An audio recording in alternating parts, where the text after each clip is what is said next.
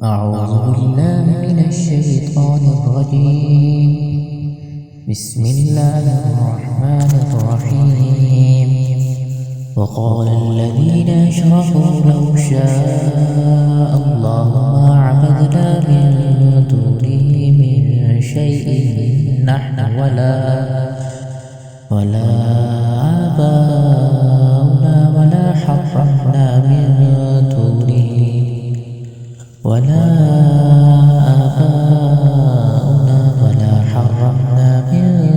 دونه من شيء كذلك فعل الذين من قبلهم فهل على الرسل إلا البلاغ المبين.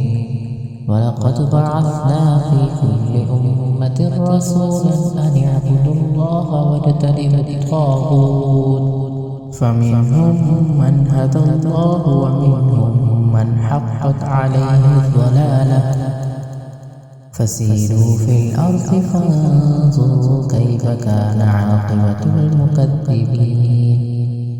إن تحرص على هداهم فإن الله لا يهدي من يضل وما لهم من ناصرين. وأقسموا بالله جهد أيمانهم لا يبعث الله من يموت بلى وعدا عليه حقا ولكن أكثر الناس لا يعلمون.